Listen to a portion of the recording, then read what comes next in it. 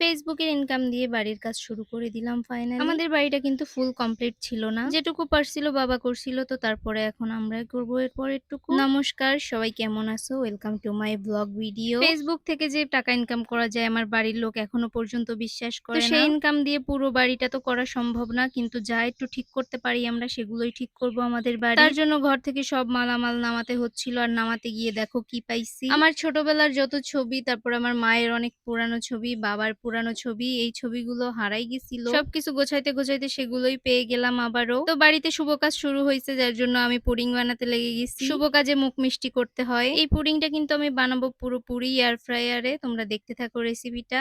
যেহেতু কালকে আমাদের ঘর খুলতে আসবে, সেহেতু আজকেই হচ্ছে সব জিনিসপত্র আমাদের ঘর থেকে বের করে ফেলতে হইছে।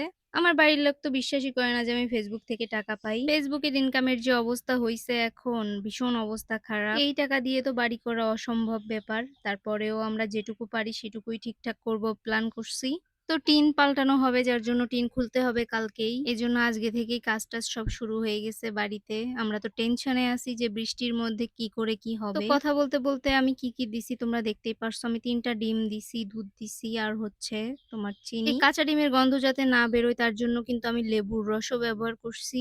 তোমাদের কাছে যাদের ভ্যানিলা এসেন্স আছে তোমরা ভ্যানিলা এসেন্স দিয়ে দিবা। আর এই যে আমি এখন এটা এয়ার ফ্রায়ার এর ভিতর ঢুকাই দিব আর টাইম সেট করে দিব।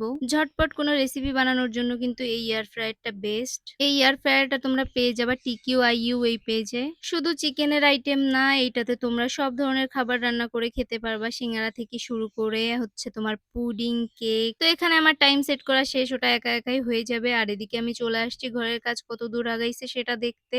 প্রথমে ঘরের কি অবস্থা ছিল, আর এখন এই যে সবকিছু বের করা হয়ে গেছে প্রায়, খাট-টাট সব। শুধু বাদ আছে এই শোকেসটা, ওটাও বের করে ফেলা হবে রাত্রের ভিতরেই। তারপর দেখি ইট এখানে রাখছে সাজিয়ে আমাদের বাড়ির সামনেই। আর এই হচ্ছে সব জিনিসপত্র দেখো বের করা হয়ে গেছে। এই বাক্সটা আমার বিয়েতে দিছিল শ্বশুরবাড়ি নেওয়ার জন্য, এখনো পর্যন্ত নিতে পারি নাই, কারণ সময়ই পাচ্ছি না ওখানে নেওয়ার মতো। তারপরে দেখি আমার পুডিং হয়ে গেছে, তো পুডিং এর কাছে চলে গেছি। বের করে দেখি কি অবস্থা। এর আগে এত পারফেক্ট পুডিং বানাইতে পারি নাই, দেখো কত সুন্দর হইছে। এখন এটাকে আমি বের করে দেখবো যে আসলেই এইটা পারফেক্ট হইছে কিনা। আমি এর আগেও আরেকবার বানাইছিলাম, কিন্তু তখন হাত থেকে পড়ে গিয়ে একদম নষ্ট হয়ে গিয়েছিল। আর এবারেরটা দেখা যাক কি হয়।